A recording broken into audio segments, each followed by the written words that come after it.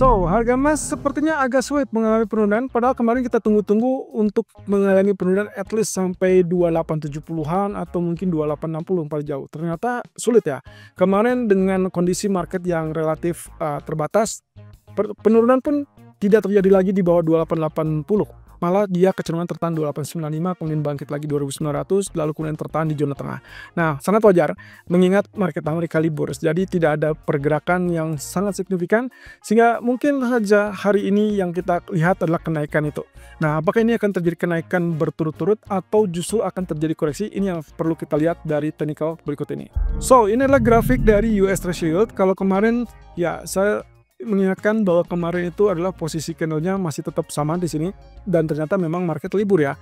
Jadi saat market libur, pasar obligasinya libur, sehingga US Treasury juga tidak bergerak banyak. Nah, lebih tepatnya tidak bergerak sama sekali. Nah, otomatis kita masih tetap menggunakan acuan ini, dan areal abu-abu ini adalah sebagai resisten yang saya tandai, sehingga kalau misalkan intinya adalah selama tidak tembus di areal paling atas ini, berarti kita kategorikan ini masih dalam tahapan penurunan gitu ya. Nah, ini berarti akan dikonfirmasi kalau misalkan ternyata grafik H4-nya juga sesuai. Artinya kalau kita perhatikan di grafik H4 ini, maka yang sedang terjadi adalah pertahanan yang cukup efektif sejauh ini ya dari area support yang kita tandai bersama. Jadi kalau misalkan kita perkecil, nah outputnya seperti ini ya. Pergerakannya relatif bertahan, kemudian dia bangkit di atas garis, kemudian sekarang sedang berupaya untuk mulai kenaikan. Oke, saya tengok dari jangka pendeknya saja, kita berarti mengacu kepada candlestick yang merah ini. Oke, candlestick yang pertama di sini, berarti kita mengacu kepada kemungkinan kalau misalkan dianggapnya dia akan bullish atau strong bullish, maka dia harus lepas atau tembus di atas zona ini. Ya, ini adalah level tertinggi dari candle bullish, candle bearish ya. Candle bearish ini itu berarti 4,55%. Nah, satu sisi kalau misalkan itu berhasil tembus, maka berikutnya atau periode berikutnya itu adalah kita akan mengandalkan candlestick yang merah ini. Nah, ini berarti kita akan tandai sengaja area 50%, kemudian juga area puncaknya. Nah, jadi kita punya 3 resisten di situ. Selama tidak tembus resisten pertama, harusnya ini masih aman dengan penurunan. Kalaupun resisten pertama tembus, berarti kita pertahanan yang kedua di sini. Ya, pertahanan kedua inilah yang nantinya kita harapkan efektif sehingga dia akan kembali dalam fase penurunan. Nah, tapi kalau parah-parahnya ternyata dia tembus lagi di atas yang kedua, maka resisten ketiga lah yang harus kita bebankan. Artinya, kecenderungan untuk mengalami kenaikan juga masih tetap terbuka, apalagi ini market baru buka, kemudian juga US Treasury baru beranjak naik atau bergerak naik, sehingga kemungkinan tersebut bisa saja terjadi. Apalagi kalau misalkan ada statement dari Donald Trump yang kecenderungannya lebih menekankan kepada komitmen mereka, termasuk juga mungkin ya kita bilang saja tekanan terhadap safe haven ya. Nah, tapi kalau kita mengacu kepada kurang lebih di grafik daily tadi, berarti posisinya harusnya kita masih tetap akan mengalami penurunan gitu kan. Nah, masalahnya adalah penurunan tersebut kita juga harus antisipasi kalau ternyata gagal untuk tembus di bawah 4,45%. Oke, jadi patokannya 4,55 atau 4,45. Nah, mana yang akan tembus dan itu yang akan menjadikan indikasi tren berikutnya. Di grafik 4 untuk US dollar sendiri, kita memiliki area resisten ini ya. Jadi kita punya area kurang lebih seperti ini dan juga termasuk garis trendline merah. Artinya, apapun yang terjadi pada US dollar, kalau dia ternyata mengalami kenaikan, maka kenaikan itu dianggap sebagai kenaikan sementara karena ini adalah retest area resisten. Kemudian dari trendline garis yang merah ini, kita asumsikan itu masih cukup kuat untuk menekan, sehingga harusnya nanti kita akan dapatkan penurunan lebih lanjut. Nah, yang diharapkan nantinya dia akan turun di bawah level 106.50-an. Tapi kalau misalkan sebaliknya, misalkan safe haven menunjang lalu kemudian kebijakan tarif masih diumumkan kembali oleh Donald Trump tentunya, maka hati-hati, kemungkinan kita akan lihat ini ditembus, dan itu berarti akan sangat buruk untuk kejadian berikutnya, terutama untuk emas ataupun bahkan untuk pound sterling. Nah, tapi satu sisi, kalau memang ternyata kenaikan ini kaitannya dengan safe haven, ya maka kita yang akan mungkin kita lihat adalah kenaikan bersama dengan grafik dari gold ya. Nah, sementara kalau kita lihat dari daily-nya, US dollar-nya kurang lebih patokannya seperti ini teman-teman. Ya, ini setelah kemarin terjadi sedikit kenaikan, ini tinggal dua versi antara dia memang rehat sejenak atau memang dia reverse gitu ya. Bagi saya kemungkinannya adalah rehat sejenak, jadi kita mungkin masih bisa membatasi dengan kenaikan yang secara bertahap selama tidak tembus 170.50, berarti dia masih tetap dalam jalur penurunan itu. Oke, berarti kalau begitu kita asumsikan weak dollar masih tetap dominan untuk beberapa waktu ke depan, sehingga kalau kita perhatikan dari grafik pound sterling ini, sebetulnya ada dua hal yang mungkin saya telusuri lebih jauh. Pertama, kalau kita asumsikan ini double top, ini juga ditunjang dengan posisi yang mana kondisi dari RSI-nya juga kecenderungannya adalah lower high. Jadi yang saya khawatirkan penurunan itu ternyata terjadi di sini.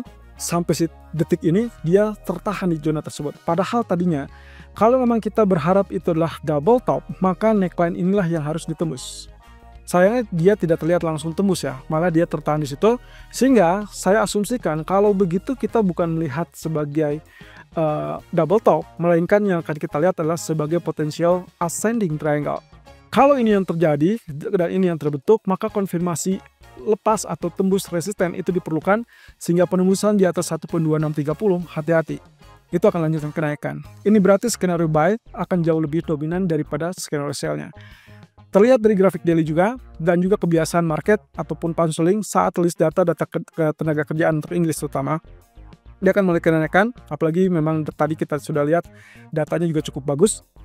Jadi potensi kenaikan di atas 1.2630 sangat menunjang, tapi hati-hati begitu sentuh 1.2650. Nah, masalahnya adalah mungkin retail sales di hari Jumat baru akan kita ketahui bersama apakah dia akan turun atau lanjutkan kenaikan. Nah, untuk crude oil, posisinya saya masih mempertahankan sikap ataupun opsi sell, karena saya lihat dari kemarin sebetulnya area ini masih cukup efektif. Jadi sell masih preferable, dan harapannya adalah penurunan mulai akan berjenjang 70.00 sampai ke level 69 ataupun bahkan 68.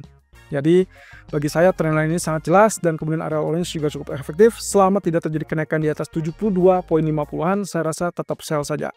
Nah, daily-nya pun mengindikasikan kenaikan kemarin tidak ada apa-apanya. Apalagi kita masuk ke zona coklat ini, di mana setiap beberapa kali naik ke zona coklat itu selalu fail. Contoh yang paling nyata itulah di bagian sini. Meskipun ini ditutup dengan bullish, tapi next candle-nya langsung tertekan turun. Begitu juga yang terjadi pada sisi sini, ya.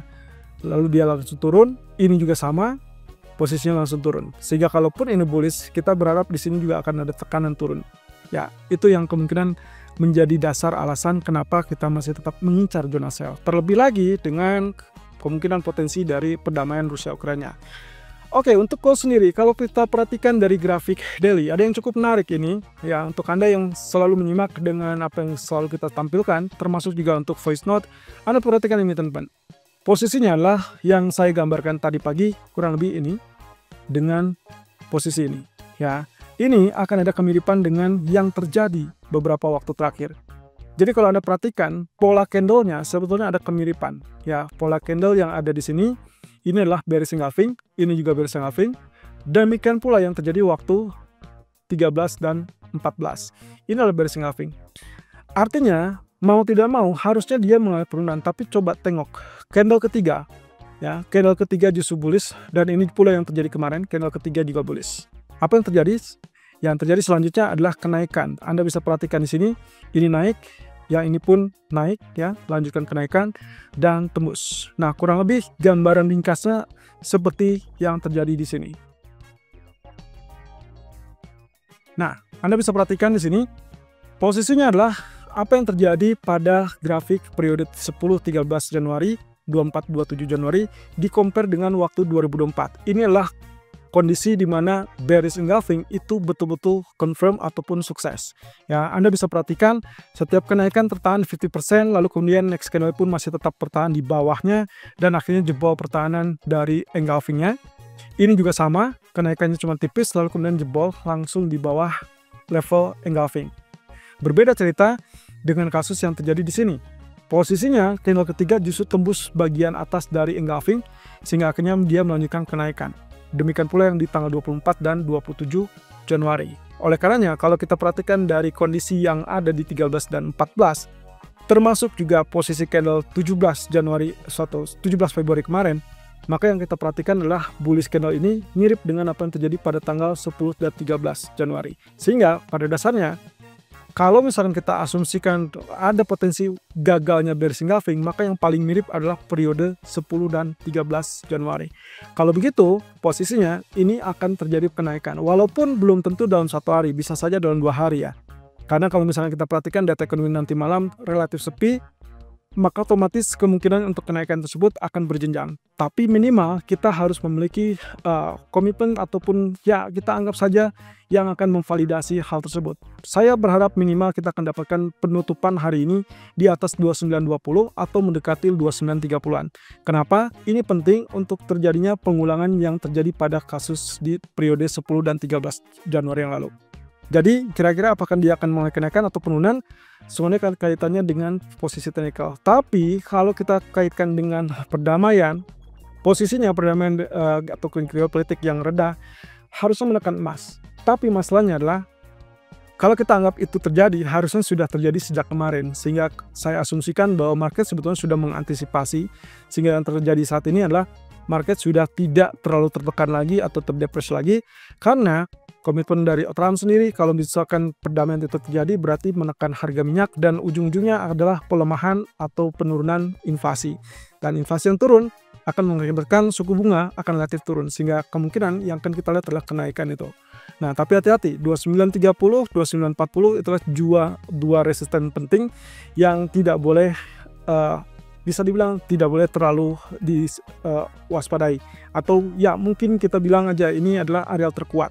Kalau sampai dia tidak tembus, berarti hati-hati ada kecenderungan untuk rejection dan itu akan mengalami penurunan kembali. Tapi kalau dia tembus, berarti siap-siap untuk new high, new all time high, dan saya rasa berjenjang dia akan mencapai ke level 2960-an. Dan inilah sebagai targetnya. Ya, ini yang kemungkinan bisa terjadi sehingga praktis hari ini saya mengincar buy. Kalau lihat dari grafik H1, simpelnya adalah dia sudah mulai dekat 2915. Seperti yang di artikel kita sebutkan, kalaupun dia tembus 2908, Anda boleh follow buy, target dekat 2915. Nah, hati-hati, sekarang sudah sentuh 2915, Anda harus prepare in case ternyata tidak terjadi kenaikan lanjutan. Yang saya khawatirkan adalah dia turun kembali, tapi batasan saya adalah 2890. So, teman-teman, intinya adalah kalau misalkan nantinya kita tidak lihat lagi kenaikan di atas 2915, tapi malah meluncur deras ke 2891, maka yang dikhawatirkan adalah yang terjadi seperti ini. Artinya Anda harus siap-siap untuk switch strategi menjadi sell begitu terjadi penembusan di bawah 2890-an. Atau dengan kata lain, Anda bisa mengincar buy yang jauh lebih ideal, itulah di zona orange ataupun di dekat area 2870, 2876. Dan itu yang paling ideal yang kita incar pagi ini. Tapi kalau misalkan nanti malam ternyata tidak terjadi penurunan sampai 2890, maka asumsi saya adalah area 2900 itulah yang akan membuat dia terdorong kembali dan akhirnya bergerak naik di atas 2915 untuk mencapai 2926 ataupun bahkan 2939.